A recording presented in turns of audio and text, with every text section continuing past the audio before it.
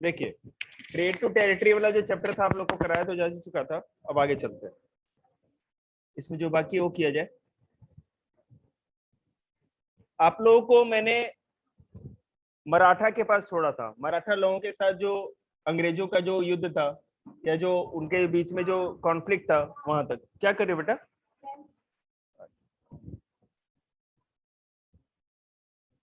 देखिए battle of Plassey, battle of Buxar, battle of Mysore, 4 Mysore war हुए थे आपको बताया था। 2 वॉर जो हुए थे फर्स्ट और सेकंड, उसमें हैदर अली था टीपू सुल्तान के का फादर, और उसके बाद जो थर्ड और फोर्थ हुआ उसमें जो एम्परर था टीपू सुल्तान था। फोर्थ 1799 में खत्म हुआ था, उसमें टीपू सुल्तान मारा गया था।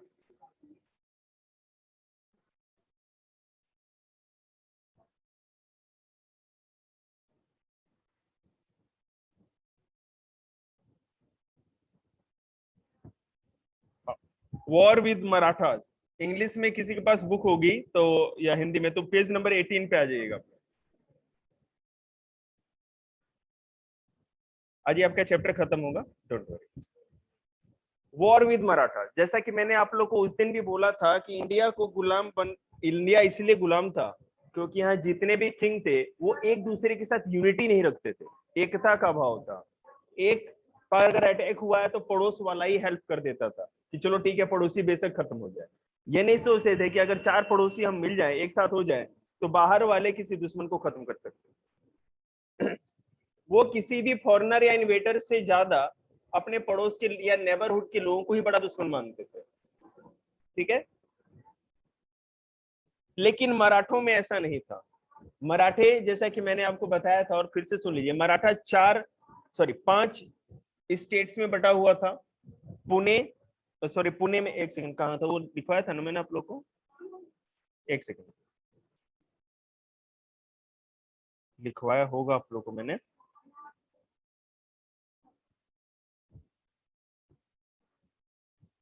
Panipat and different search chiefs, Peshwa head था, ठीक है। कौन कौन थे उसमें।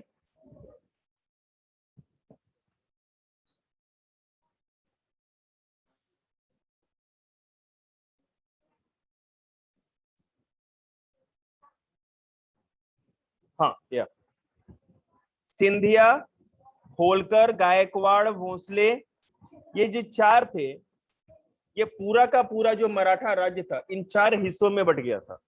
ठीक है, इन 4 स्टेट्स में बटा था, चारों स्टेट्स के एक एक रूलर थे। ठीक है,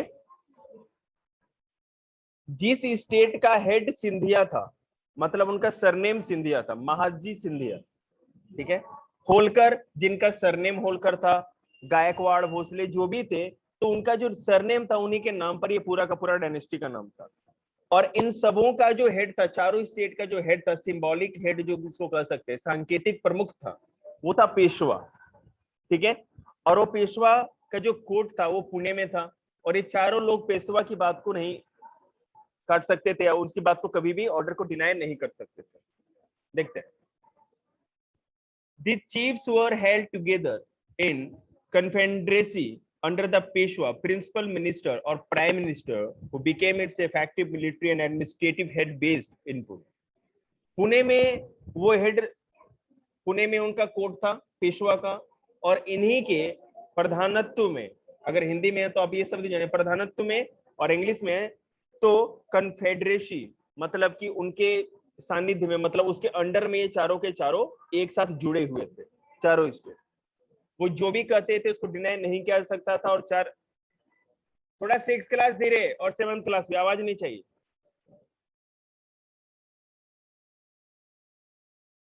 ठीक है, महाजी सिंधिया और नाना फडणवीस, इसमें 2 सबसे अधिक फेमस मराठा थे।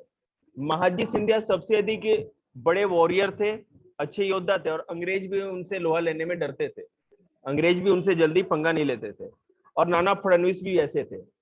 यहाँ पे जितने भी मराठा लोग थे, योद्धा तो सब लोग अच्छे थे, लेकिन जो, मेरे कहने का मतलब, वॉरियर थे, लेकिन डिप्लोमेटिक क्वालिटी नहीं थी, मतलब कूटनीतिक क्षमता नहीं थी।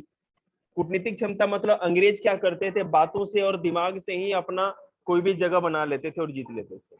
और मराठों को केवल आमने सामने की लड़ाई जो थी वही समझ में आती।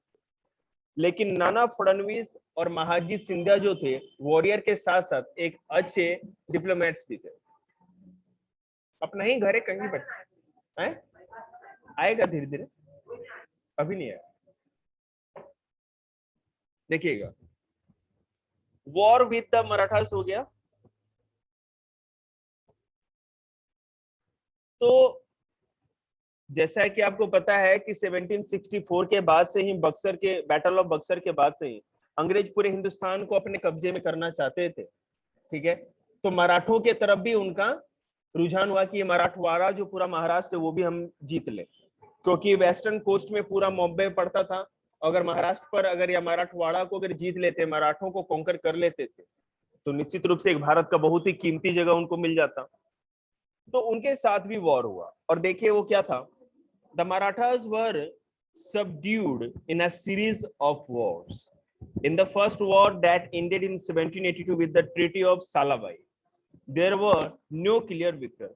पहली जो एंग्लो मराठन जो वॉर हुई, मतलब आंग्ल मराठा युद्ध जिसको कहा जाता है, अंग्रेज और मराठों के बीच में 1782 के करीब में। ठीक है, और उस युद्ध में कोई जीता नहीं। ये नहीं डिसाइड हो पाया कि कोई आदमी दोनों, मतलब नहीं कि टाई मैच उस तरह का ये कुछ मामला हो गया। और ट्रीटी ऑफ सालाबाई, संधि याद है, संधि समझते हैं आप लोग? संधि किसको कहते हैं? समझौता हो जाना दोनों लोगों का, उसको इंग्लिश में ट्रीटी करते हैं। तो ट्रीटी ऑफ सालाबाई 1782 में हुई, और उसके द्वारा battle of first battle of Maratha Anglo Maratha, हाँ उनके पास थोड़ा सोफिस्टिकेटेड वेपन था उस जमाने का। देखिए, नहीं नहीं ऐसा नहीं था, मैं आपको बता रहा हूँ। अधिकतर जैसे टीपू सुल्तान था, टीपू सुल्तान ने, आपने पूछा तो बता दो, कर्नाटक के डिंडीगुल में, डिंडीगुल एक छोटा सा जिला है अभी भी, वहां पे तोप और बंदूक बनाने का कारखाना लगवाया था। मीर कासिम का नाम याद है ना? उसने मुर्शिदाबाद जो कि बंगाल था, वहां से अपनी राजधानी या कैपिटल को मुंगेर ट्रांसफर किया था, और मुंगेर में बंदूक बनाने का एक कारखाना स्थापित किया था। मुंगेर बिहार में पड़ता है, समझ रहे? तो ये लोगों का भी था, लेकिन फिर भी अंग्रेजों के कंपेरेटिवली कमजोर थे। पूरी दुनिया में अंग्रेज के पास जो सबसे बड़ी पावर थी उनकी, है ना, नेवल आर्मी थे, नौसेना, पानी वाले जो सेना होती थी, समुद्री सेना, वो बहुत ताकतवर थी, उसका कोई मुकाबला नहीं। आवाज नहीं,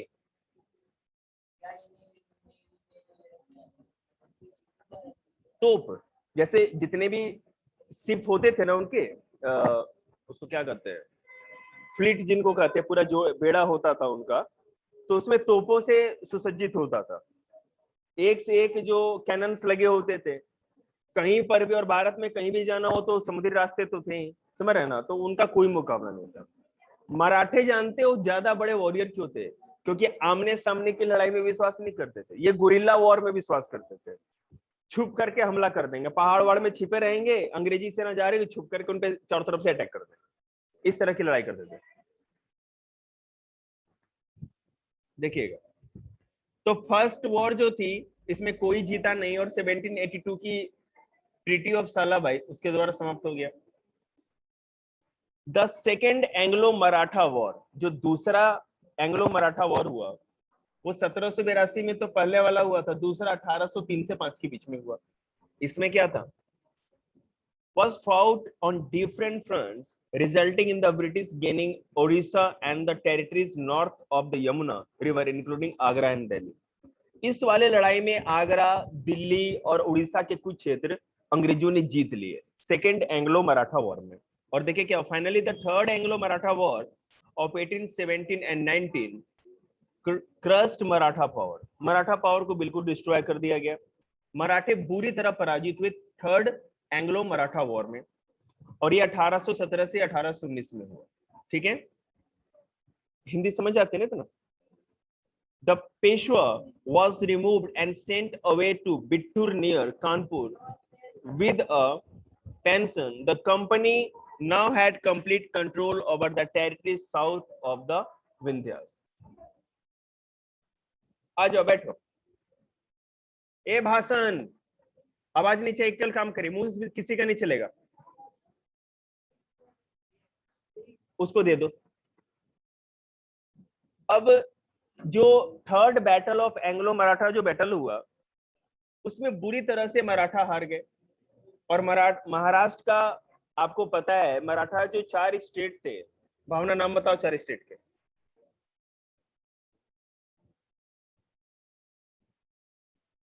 तुम बताओ। सर, सिंधिया, हाँ। साझे में नहीं चलेगा, ये नहीं कि हर बच्चा एक एक बताएगा, सारा बताओ।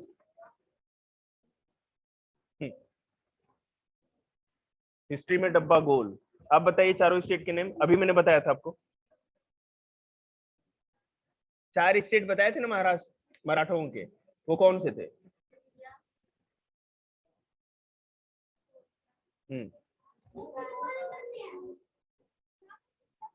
सारे करने, कोई टिक नहीं है। मैंने वो तो थोड़े मजे मजे में कर दिया था। सिंधिया, गायकवाड़, भोसले और होलकर, ये 4। ऐसे ना काम चले, इंटरेस्ट ही नहीं है तुम लोग का हिस्ट्री में, लड्डू हो सब। किसी सब्जेक्ट को ऐसे पढ़िए कि उसमें डूब जाइए, तब तो मजा है ना। तो केवल साइंस में मजे आएंगे और एसएसटी में मजा नहीं आएगा, ऐसा थोड़ी होता है। तो फिर मजे हो जाएगा, बीएससी करके बैठे रहिएगा डिग्री लेकर के। कंपटीशन तो वही क्रैक करेगा जिसका ऑल सब्जेक्ट परफेक्ट होगा। संस्कृत तो मैं पढ़ाता ही नहीं, संस्कृत केवल पढ़ता हूँ, पढ़ाता नहीं।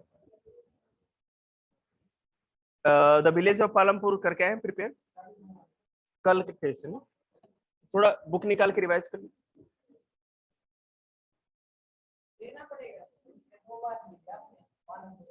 बहुत दिन पुराना हो गया ना, बहुत दिन पुराना हो गया। क्वेश्चन सर का नहीं ले रहा मैं ना, मैं क्वेश्चन सर का नहीं लूंगा ना, मैं दिखा रहा हूँ ना आपके हिंदी। देखिए शांत रहिए, देखिए। तो इस तरह से जो third battle of Anglo Maratha होता है, उसके बाद अंग्रेजों का पूरा महाराष्ट्र पे अधिकार हो जाता है। ठीक है, पूरा मराठवाड़ा जो होता है अब अंग्रेजों के पूरे नियंत्रण में होता है। और मैं एक बात और भी आपको बता दूं, अंग्रेजों का एक तरीका था, वो डायरेक्ट किसी भी पूरे इलाके को अपने कब्जे में करके नहीं रखना चाहते थे। वो बस राजा को कहते, जैसे मान लो महाराष्ट्र एक पूरा बड़ा स्टेट है, अगर अंग्रेजों ने हरा दिया तो वो कहते थे कि मैं अपनी एक सेना आपके पास रख दूंगा, ठीक है, और सालाना जो है ना, ईयरली या मंथली जो भी टैक्स होता था वो डिटरमाइन कर देते थे, फिक्स कर देते थे। आपको इतना 3 लाख या 5 लाख पर मंथ या पर ईयर जो भी था वो टैक्स देते रहना है। जैसे कि मीर जाफर का 3 लाख पर मंथ था, 5 लाख पर मंथ, ऐसे उनको केवल फायदा कमाना था। और अगर जिस स्टेट में पूरा का पूरा डायरेक्ट अपने पावर में रखते थे, नियंत्रण में रखते थे, तो वहां क्या करते थे, जैसे मान लो कि जमींदारी प्रथा थी, उसमें लैंडलॉर्ड होते थे।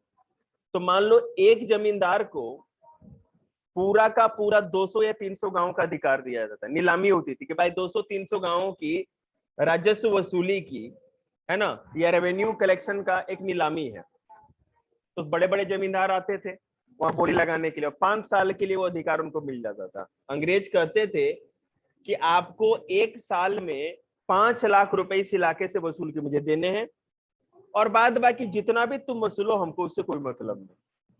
अंग्रेजों को केवल पैसे मिलते थे, ना तो उनको अपने आदमी लगाने पड़ते थे, ना उतने अधिकारी या कर्मचारी रखने पड़ते थे, डायरेक्ट सीधे फायदा आता था। बात समझ रहे हैं ना? अब खुद सोचो, यहाँ पर किसी का प्लॉट हो, उसने यहां से वहां तक है ना 20 कमरे बनवा दिए, महीने के लास्ट में केवल किराया लेने आएगा, टेंशन है ना, किराया लेने भी जाना है। उसने क्या किया, यहाँ पर अधिकतर कंझावला में लोग क्या करते हैं कि उसने एक आदमी उसी किराएदार में से फिक्स कर दिया कि भाई सब लोगों का जो भी किराया होगा, क्या लोगे मुझे नहीं पता, जोड़ लेगा। मान लो कि 20 कमरे उसके बन रखे हैं, तो उसको फ्री में दे देगा, बोले ठीक है तुम फ्री में रह लो, कोई बात नहीं, तुमसे किराया नहीं लेंगे, इन सबों का वसूल के तुम हमको दो।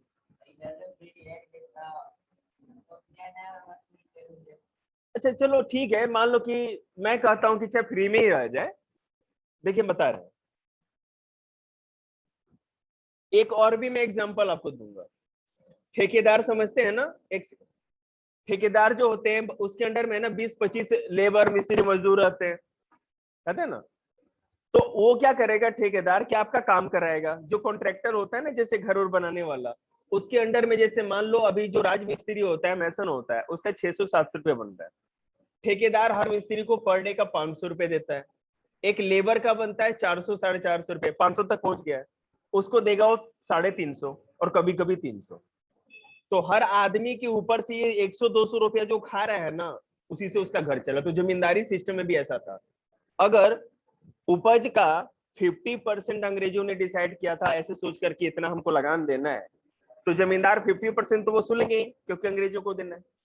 उसके अलावा वो 70-75 और कभी कभी 80% तक भी टैक्स वसूल लेते थे। समझ रहे हैं, ये होता था।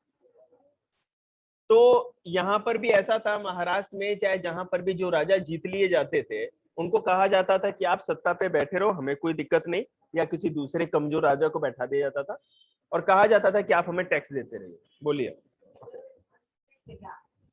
पालमपुर का कल है ना?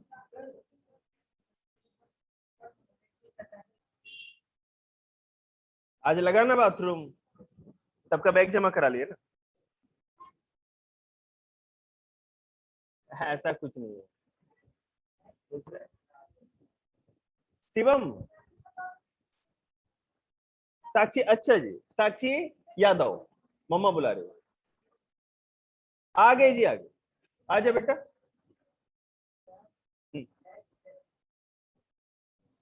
अभी कुछ नहीं। द क्लेम ऑफ, बेटा एक बार बुक दिखा दो।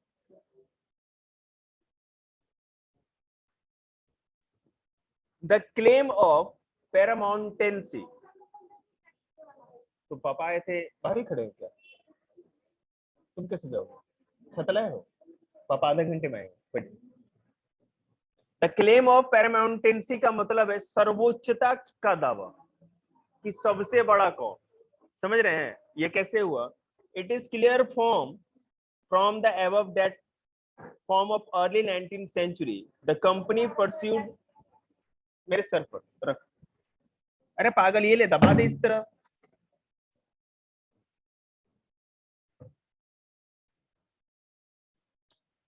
It is clear from the above that from the early 19th century, the company pursued an aggressive policy of terrestrial expansion. Under Lord Hastings, Governor General from 1813 to 1823, a new policy of paramountcy was initiated. Lord Hastings जो था, एक बहुत बड़ा टकलू था, photo में दिख रहा होगा। इसने क्या किया, अंग्रेजों ने भारतीय राजाओं को हराया, उनको जीता, उनके राज्य पे कब्जा किया, सारे धन दौलत वहां से वसूले, टैक्स लिया, सब कुछ किया। लेकिन ये एक कदम और आगे था। ये उनको है ना, बेइज्जत जो कहा जाता है ना, ह्यूमिलिएट करना, उसमें विश्वास करता था। ये मानता था कि ये राजा को और भी ह्यूमिलिएट किया जाए ताकि दुनिया को पता चले कि सबसे बड़े कौन। बात समझ रहे हैं? और जबकि इसके जो भी पहले वाले जितने भी गवर्नर जनरल हुए, इन सबों को बताना मत कुछ भी, ठीक है ना। जितने भी गवर्नर जनरल हुए, उनको केवल उस जगह को कॉन्कर करना था और बस अपने उससे मतलब था। लेकिन इसने एक कदम आगे बढ़ाया, पैरामाउंटेंसी, मतलब कि सर्वोच्चता का दावा। सबसे बड़ा कौन, सबसे बड़े कौन, है ना, वो वाली बात। तो देखिए, now the company claimed that its authority was paramount or supreme, hence its power was greater than that of Indian state. In order to protect its interest, it was justified in annexing or threatening the annex and Indian kingdom. This view continued to guide later British policy as well. Lord Hastings ये कहता था कि भारतीयों को, यहाँ भारतीय जनता को, Indian citizen को यहाँ के राजाओं से मुक्त कराना हमारा कर्तव्य है। ठीक है, हम सबसे बड़े पावर हैं और चाहते हैं कि जो भारतीय लोग हैं वो डायरेक्ट हमारे नियंत्रण में, हम इनका प्रशासन करें, ये राजा इनका प्रशासन नहीं करें, क्योंकि उनसे ज्यादा श्रेष्ठ है। यहाँ के राजाओं से ज्यादा अच्छा हम लोग प्रशासन कर सकते हैं, अच्छे प्रशासक हैं, और साथ ही साथ यहाँ की जनता का ज्यादा ध्यान हम रख सकते हैं। हाँ जी, Lord Hastings, governor general of India. ठीक है, एक बात और, लॉर्ड हेस्टिंग्स कहता था कि जो इंडिया की जो पब्लिक है या जो जनता है या सिटीजन है, वो अंग्रेजी कानून में, अंग्रेजी एडमिनिस्ट्रेशन में ज्यादा सुखी रहेगी। यहाँ के राजा जो उन पर अत्याचार करते हैं, और ये जाकर के आगे ब्रिटिशर लोगों का एक तरह से स्ट्रेटजी हो गई। ठीक है ना, इसी तरह से वो आगे जाकर के पूरी इंडिया को कॉन्कर करते चले गए। अब देखिए किस तरह से this process, however, did not go unchallenged. For example, when the British tried to annex the small state of Kittur in Karnataka today, Rani Channappa took to arms and led an anti-British resistance movement. She was arrested in 1824 and died in prison in 1829. But Rayanna, a poor chowkidar of Sangoli in Kittur, carried on the resistance. With popular support, he destroyed many British camps and records. He was caught and hanged by the British in 1830. लाडो ध्यान इधर उधर मत करना। ये जो ये क्या था, रानी चन्नप्पा का जो नाम मैंने बोला है ना, आपको आगे जाके कॉम्पिटिटिव बुक्स में नहीं मिलेगा, और यही जाके किसी कॉम्पिटिशन में क्वेश्चन आ जाए, रानी चन्नप्पा कौन थी। तो अंडरलाइन द कंटेंट। मैं अपने कॉम्पिटिटिव अप्रोच से आप लोग को पढ़ा रहा हूं, और आप लोग हैं कि यहाँ वहां देखे जा रहे हैं। कर्नाटका के किट्टूर का एक छोटा सा इलाका था, इसी तरह से अंग्रेज उसको कब्जा करना चाहते थे कि इस इलाके को भी हम अपने अंडर में ले ले, कॉन्कर कर ले। तो वहां की जो रानी थी, रानी चिन्नप्पा, उन्होंने एक हथियारबंद जो भी मूवमेंट था या विद्रोह कर दिया, रिवॉल्ट कर दिया, पकड़ी गई 1824 में, और जेल में 1829 में उनकी मौत हो गई। लेकिन उनके जो सपोर्टर थे, रानी के जो सपोर्टर थे, एक चौकीदार था रनप्पा। रनप्पा एक गरीब चौकीदार था जो कि संगोली किट्टूर का ही था। उसने इस रेजिस्टेंस को बरकरार रखा। रेजिस्टेंस मतलब कि विरोध या प्रतिरोध। ठीक है, अंग्रेजों के खिलाफ अपने इस आंदोलन को उसने बनाए रखा, और बहुत सारे जो ब्रिटिश कैंप थे उसको भी उसने तबाह किया। ठीक है, और बाद में वो पकड़ा गया, और 1830 में उसको हैंग्ड मतलब कि फांसी दे दी गई। You will read more about several cases of resistance later in the book. ठीक है, आगे देखते हैं। सारी कुछ इंडिया की बात हो रही है, नहीं या इंडिया में नहीं। हमें आपको बता दो, अच्छा क्वेश्चन है। बुलेटिन इंडिया में बिल्कुल कभी नहीं किया गया। अंग्रेज इस चीज में बिलीव नहीं करते थे। हैंग, सीधे फांसी लटकाते थे। देखिएगा, अभी टाइम नहीं है बेटा, इनका जब टाइम आएगा ना तो आप लोगों को बता देंगे। इनका टाइम बर्बाद करेंगे आप लोग। In the late 1830s, the East India Company became worried about Russia. It imagined that Russia might expand across Asia and either enter India from the northwest. Driven by the fear, the British now wanted to secure their control over the northwest. Okay? They fought a prolonged war with Afghanistan between 1838 and 1842 to establish indirect company rule there. Sindh was taken over the 1843. Next in line was Punjab, but the presence of Maharaja Ranjit Singh held back the company. After his death in 1839, two prolonged wars were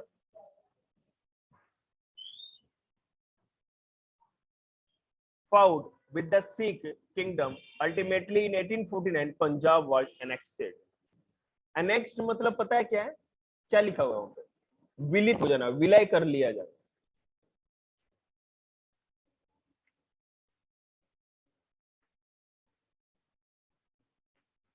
हाँ, तो मैं English में annexed का मतलब विलय, मतलब मर्ज हो जाना। अपन जैसे मान लो अंग्रेजों के जीते गए, मान लो 5 स्टेट थे, अब पंजाब और सिंध 2 स्टेट जीत लिए, तो इसमें एनेक्स्ड कर लिया गया, मतलब उन दोनों को भी मिला लिया गया अपने। अब देखिए, रसिया इंडिया के ऊपर पड़ता है नॉर्थ में, ये तो पता ही आपको। तो अंग्रेजों के मन में डर हुआ कि कहीं रसिया भारत पर अटैक नहीं करते और हमें हरा करके यहाँ पर वो अधिकार ना कर ले। रसिया भी उस समय सेकेंड वर्ल्ड वॉर से पहले भी फर्स्ट वर्ल्ड वॉर के बाद एक अच्छी पावर, सुपर पावर। तो इस डर से,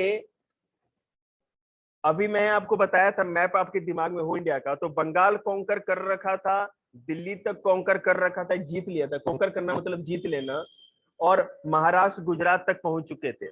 लेकिन ऊपर पंजाब, सिंध, अफगानिस्तान का जो पूरा पाकिस्तान वाला इलाका था अंग्रेजों के पूरे कांटेक्ट में, मैंने कंट्रोल में नहीं था। तो इन्होंने सोचा, और जब भी रसिया नॉर्थ में, नॉर्थ वेस्ट में पूरा अफगानिस्तान, पाकिस्तान, इंडिया के, तो सोचा कि उस इलाके को भी अपने अगर कब्जे में नहीं करेंगे हम लोग, जीतेंगे नहीं, तो वहां से आसानी से आ सकते हैं। तो सोचा गया कि अपने इस राज्य को, जैसे मान लो कि दिल्ली उल्ली को बचाने के लिए जो बॉर्डर है वो तो वहां है ना, जम्मू कश्मीर में दूर है ना, तो राजधानी को बचाने के लिए उतनी दूर तक आर्मी बैठाई गई है। तो इन्होंने सोचा कि हम लोग अफगानिस्तान या पाकिस्तान के आउटर साइड में अपना मोर्चा बनाए, उन जगहों को जीत लें और वो ब्रिटिश कंट्रोल में आ जाए तो हमारी बाउंड्री सेफ हो जाएगी।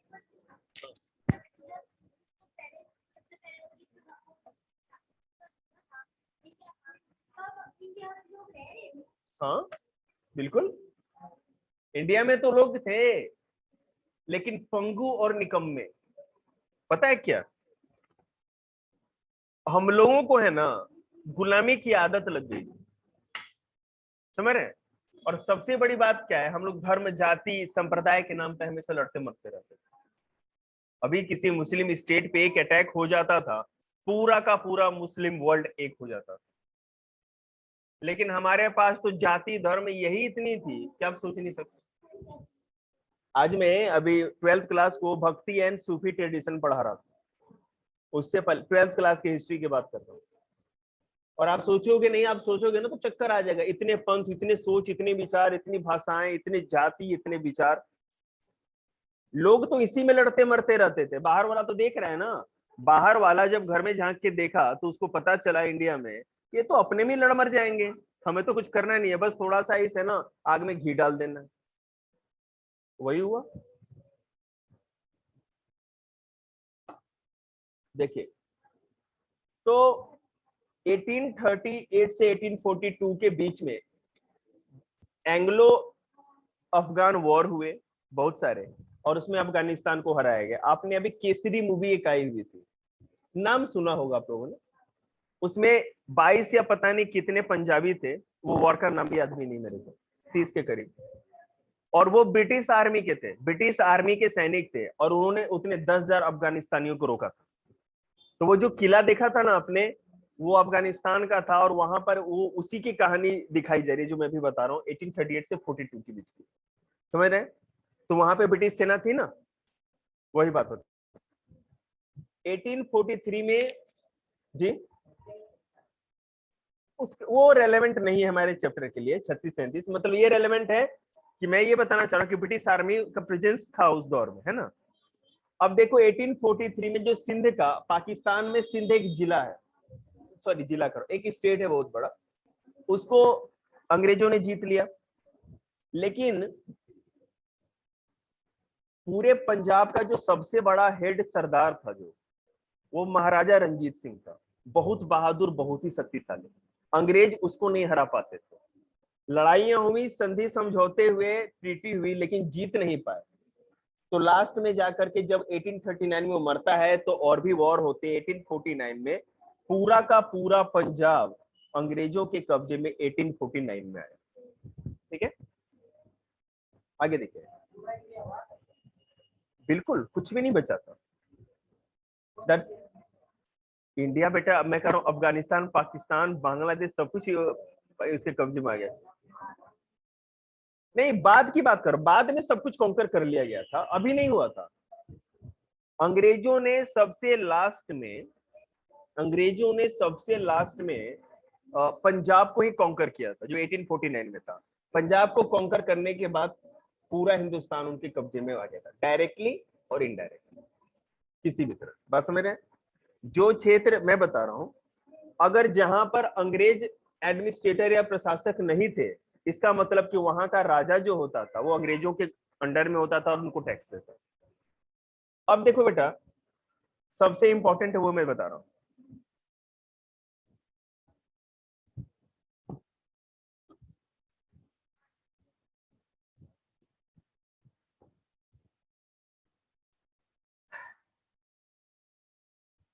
द डॉक्ट्राइन ऑफ लैप्स, मतलब हड़प की नीति, यही लिखा हुआ है ना। लॉर्ड डलहौजी। अच्छा, एक और जीके का क्वेश्चन आपको बता, भारत में जो भी रेलवे का पूरा डेवलपमेंट देखता है, लॉर्ड डलहौजी ने किया था, ये भी तो जानो।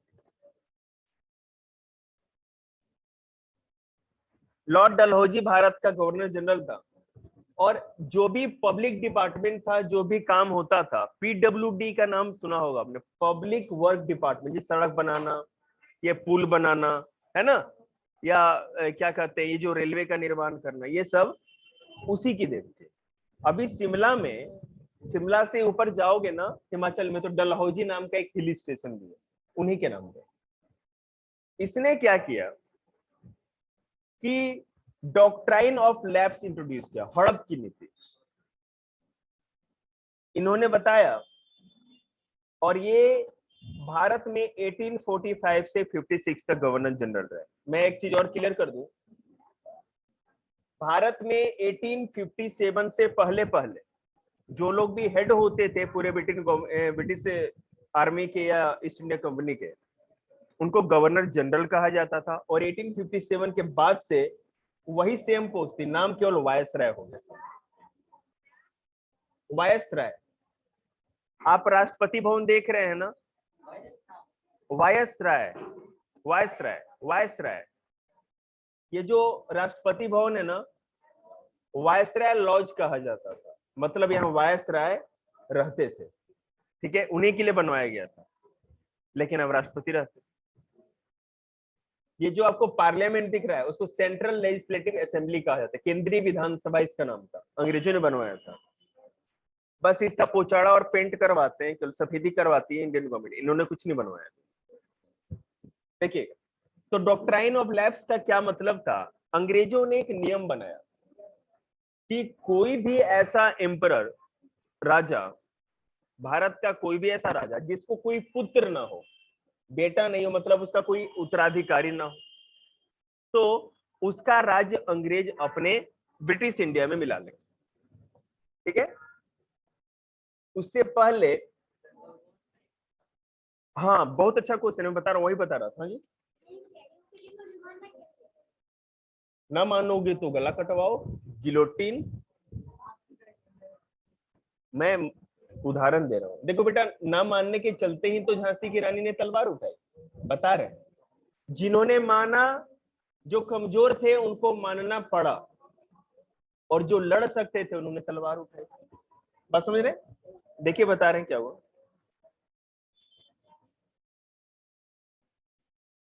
किसी भी पीसीएस के पेपर में, यूपीएससी में, ये सब बहुत रेलेवेंट चीजें हैं, ये जो मैं पढ़ा रहा हूँ आपको, समझ रहे हैं ना, हमेशा ध्यान रखिएगा आप लोग। ऐसे सुन के फोकस ना हो कंपटीशन के नाम पे, कुछ इंटरेस्ट बन जाए आप लोग का। तो डॉक्ट्राइन ऑफ लैप्स का एक ही हिसाब किताब था कि जिस भी राजा का कोई उत्तराधिकारी, ठीक है, या एयर नहीं होगा आगे, तो उसको, उसका राज्य अंग्रेज अपने ब्रिटिश इंडिया में मिला लेंगे। नमस्ते, कर रहा है, टेस्ट दे रहा है आंटी।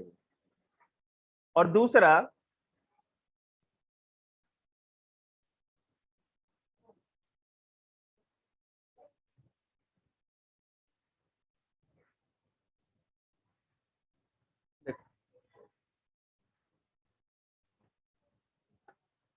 ना आए एक क्वेश्चन लिख के दे दीजिए, सर जी हमें इतना ही आता है, हम आपको 4 घंटे बैठा के याद करवा देंगे। अरे चीटिंग क्यों कर रहे हो यार?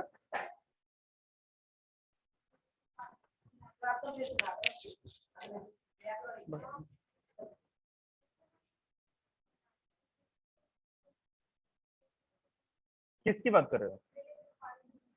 मैंने अभी एक नोट्स भेजा था विलेज ऑफ पालमपुर का, 3-4 पेजों का, याद है? 6 पेजों का, देखा आपने? टेस्ट नहीं ले रहा मैं उसको एक्सप्लेन करूंगा, चिंता मत करो। देखो बेटा, 5 मिनट बैठे रहिए चुपचाप, आवाज नहीं आनी चाहिए आप लोग को, प्लीज कोऑपरेट करिए। द डॉक्ट्राइन ऑफ लैप्स का मतलब है लॉर्ड डलहौजी ने एक नियम बनाई थी। हाँ ले जाओ उसको, और क्या भाई, उसको बोल कहां गया वो, ये नहीं जा रहा क्या, आ रहा है रुक जा।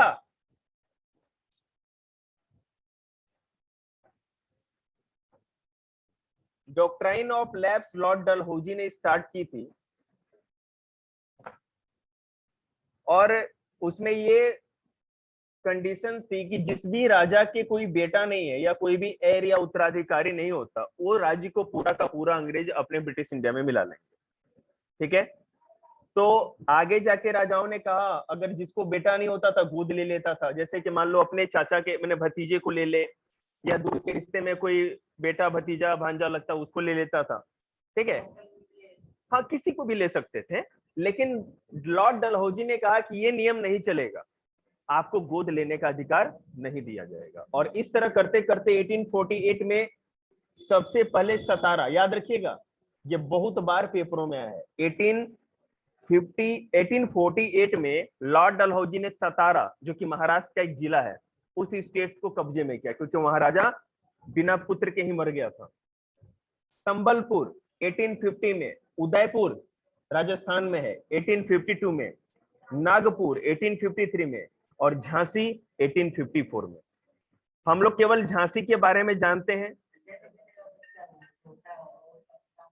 हाँ कोई दिक्कत नहीं, मैं आपको बता रहा हूँ, बहुत अच्छा क्वेश्चन है। एक सेकेंड, अगर वो बच्चा अभी पालने में भी है ना, उसका राज तिलक कर दिया जाएगा और उसका संरक्षक या पैटर्नेज किसी दूसरे को बना दिया जाए, तो उसकी माँ होगी या कोई और होगा तो वो होगा।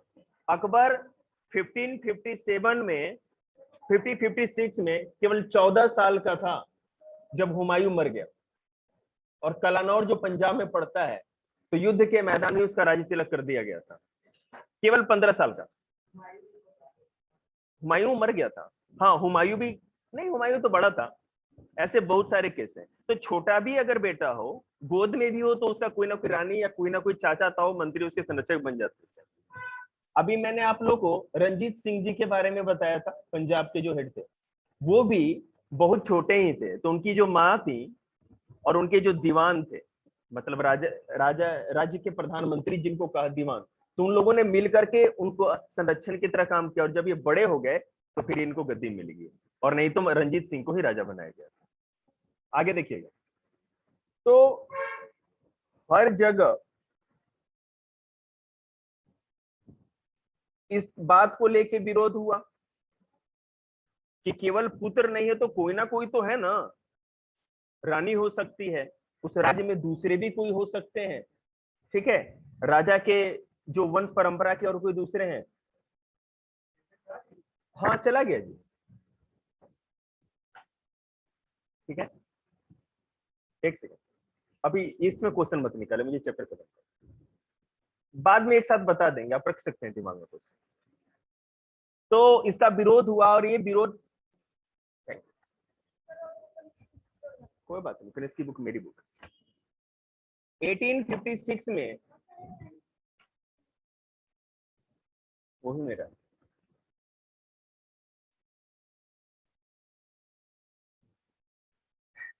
तो 1857 की रिवॉल्ट के बारे में आपने सुना होगा, और ये रिवॉल्ट का भी सबसे बड़ा जो कारण था, ठीक है, ये जो सबसे बड़ा कारण था वो डॉक्ट्राइन ऑफ लैप्स ही था। या फैन बंद कर दो बेटा। डॉक्ट्राइन ऑफ लैप्स अभी मेरे 6 क्लास में है ना, यही एक है ना, सूरज बचा है, सब है ना चंद्र ग्रहण है, यही लड़का केवल काम कर रहा है, याद नहीं है ना, 3 घंटे बैठ करके इसने अपना याद किया, लिख करके किया, और मैं पक्का विश्वास से कर सकता हूं कि अभी पलट के से पूछ लो तो सुना भी देगा।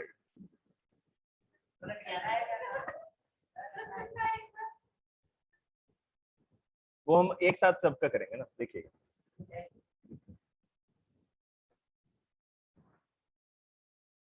तो झांसी में जो झांसी की रानी थी, उन्होंने एक बच्चे को गोद ले लिया और कहा कि मैं इसी,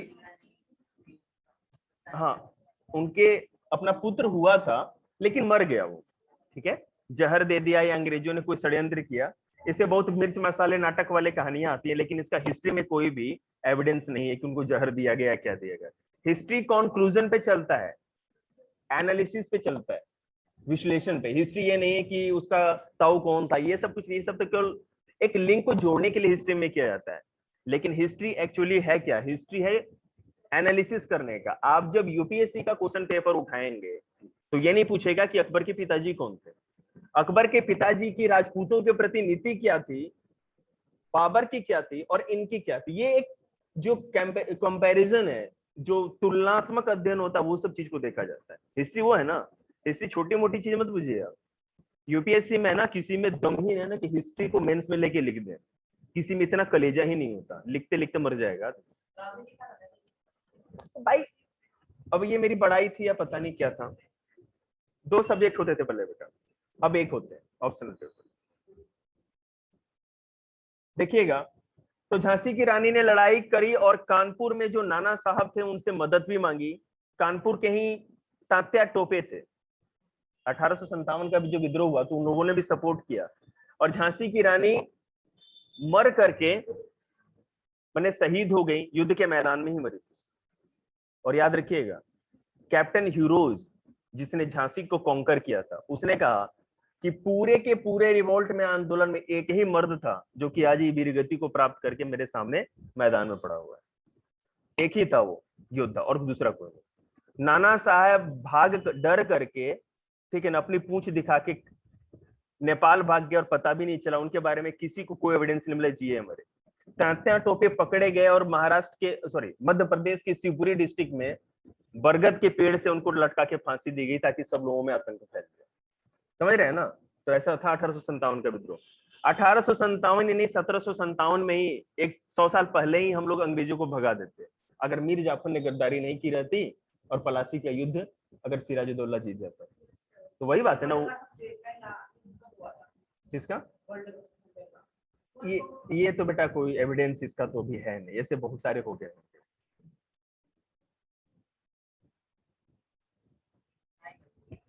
जी हाँ, गूगल कुछ ना कुछ एक देगा, एविडेंस तो देगा, लेकिन मैं इसलिए नहीं बता सकता ना क्योंकि ऐसे मैंने पूरी दुनिया का हर जगह का हिस्ट्री नहीं पढ़ा है। यूरोप का, अमेरिका का और एशिया की हिस्ट्री पढ़ी है, और भी बहुत चीजें जो बाकी है। देखिएगा, setting up a new administration. अब इसमें अगर मान लीजिए पूरे भारत को जीत लिया गया तो इस भारत को चलाने के लिए प्रशासन और एडमिनिस्ट्रेशन की भी तो स्थापना करनी पड़ेगी ना। और वो कैसे हुआ? तो उसके लिए वॉरेन हेस्टिंग्स जो गवर्नर जनरल थे 1773 से 1785 तक, was one of the many important figures who played a significant role in the expansion of company power। और हाँ, एक बात और, 1857 तक ईस्ट इंडिया कंपनी के अधिकार में भारत था। 1857 में ब्रिटेन की रानी जो थी महारानी विक्टोरिया, उन्होंने एक घोषणा दी और इलाहाबाद में एक दरबार हुआ था जिसमें लॉर्ड कैनिंग भारत के गवर्नर जनरल थे 1857 में। तो लॉर्ड कैनिंग ने इलाहाबाद दरबार में वो घोषणा पढ़ी थी और उसमें कहा गया था कि जितने भी भारत के राजा हैं वो भी महारानी की तरह ही प्रतिष्ठित हैं, उनका सम्मान किया जाएगा। उनके जितने भी क्षेत्र हड़पे गए हैं, है ना, डॉक्ट्राइन ऑफ लैप्स के कारण या डलहौजी की नीति के कारण, वो सारे के सारे लौटाए जाएंगे, उनका सारा सम्मान लौटाया जाएगा। ठीक है, और जितने भी, और ये जो पूरा का पूरा भारत देश है अब ईस्ट इंडिया कंपनी के अंडर में ना करके महारानी की विरासत मानी जाएगी। जो महारानी विक्टोरिया थी उनके अंडर में माना जाएगा। और 1858 से इसीलिए जो ईस्ट इंडिया कंपनी के जो गवर्नर जनरल था Lord Canning, last governor general रह गया, क्योंकि उसके बाद जो गवर्नर जनरल थे वो वायसराय कहे जाने लगे। वही आदमी, पोस्ट वही, नाम चेंज हो गया और अब viceroy.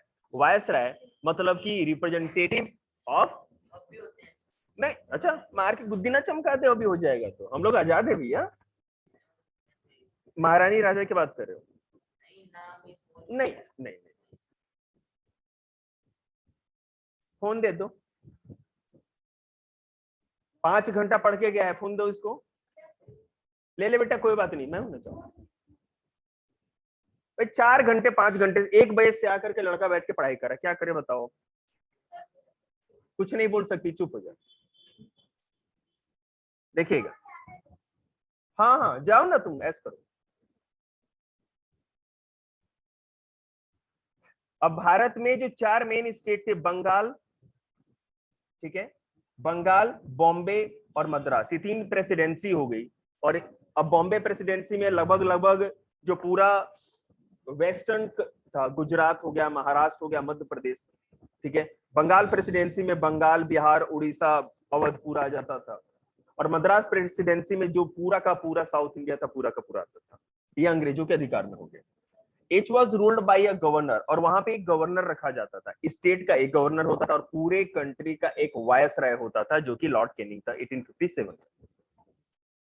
Warren Hastings, the first governor general, okay, introduced several administrative reforms, notably in the sphere of justice। देखिए मैं आपको बताऊं, मैं थोड़ा सा आगे चला गया, थोड़ा सा पीछे आते हैं। पहले क्या होता था कि बंगाल का, मद्रास का, ठीक है, और बॉम्बे प्रेसिडेंसी का 3 अलग अलग ब्रिटिश गवर्नर होते थे। लेकिन वॉरेन हेस्टिंग्स पहला ऐसा पूरे भारत का गवर्नर जनरल बना, मतलब तीनों प्रेसिडेंसी का अधिकार केवल इसी को मिल जाएगा, वॉरेन हेस्टिंग्स, ठीक है।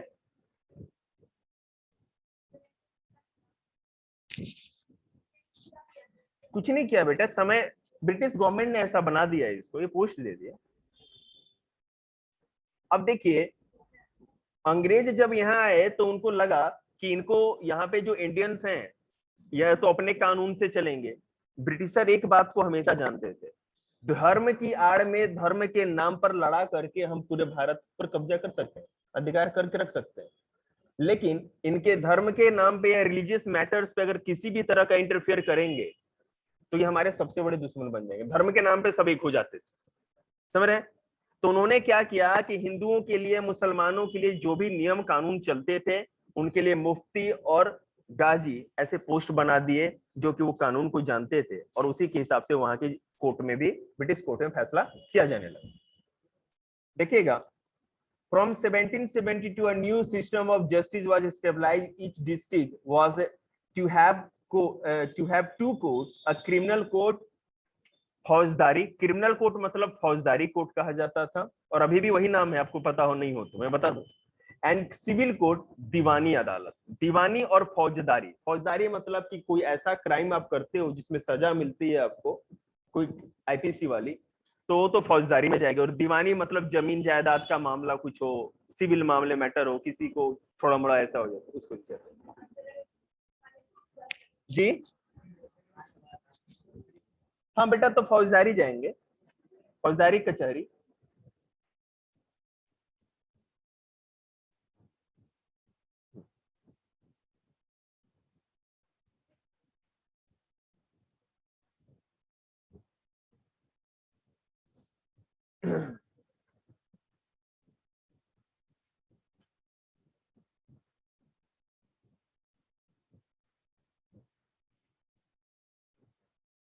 मुसलमानों में तो प्रॉब्लम नहीं था, सरिया के हिसाब से जो उनका कानून था, कुरान के हिसाब से इंटरप्रेट करके उनका बना दिया गया, और अंग्रेज उनका फैसला देने लगे। लेकिन सबसे बड़े दिक्कत होगी ना टीका वाले पंडित जी लोगों की, उनका धर्मशास्त्री इतना था, इतने सारे नियम कानून, और फारसी को इंग्लिश में अनुवाद तो कर दिया गया था, ट्रांसलेट, लेकिन अब ये जो संस्कृत में जो था उसको ट्रांसलेट कोई किया ही नहीं था, तो इनको पता नहीं था भाई क्या इनका नियम कानून है, कैसे इनको फैसला दिया जाए, क्या किया जाए। तो एक पंडित जी थे NB हल्दर, उन्होंने पूरा का पूरा ये डायलेक्ट से जितने भी ये ग्रंथ थे मनुस्मृति टाइप का, सबको ट्रांसलेट कर दिया इंग्लिश में, और अंग्रेजों को पता चल गया कैसे कैसे क्या कानून बनाने हैं। 1773 में सुप्रीम कोर्ट स्टेबलाइज की गई कोलकाता में, हाथ नीचे, एब्सेंट सर, ठीक है। अगर आपको किसी फौजदारी या क्या कहते हैं दीवानी अदालत में कोई फैसला सुनाया गया और आप उससे सहमत नहीं हो, तो अभी भी हम लोग क्या करते हैं, हाईकोर्ट सुप्रीम कोर्ट जाते हैं ना अपील करने के लिए, तो उस समय सीधे सुप्रीम कोर्ट जा सकते थे आप अपील करने के लिए। क्या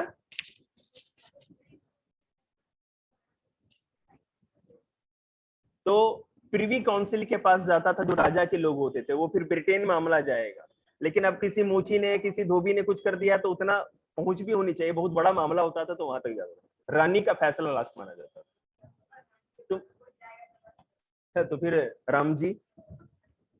द कंपनी आर्मी,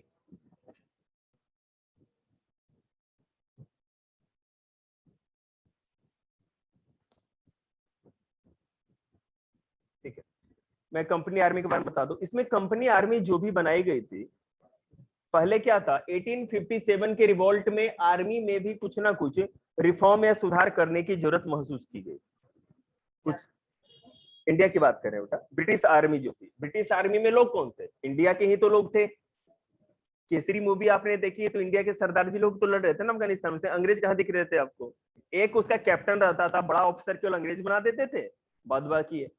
तो उसी समय से एक इंडियन आर्मी में एक नियम बना दिया गया जो आज भी चल रहा है कि अगर बिहार रेजिमेंट होगी या सिख रेजिमेंट है तो इसका मतलब नहीं कि सारे सिख होंगे, उसमें 4 सिपाही बिहार के, एक सिपाही बिहार का होगा, 28 राज है तो 28 राज से सब तरह के जाति धर्म के लोगों को वहां मिला दिया जाएगा।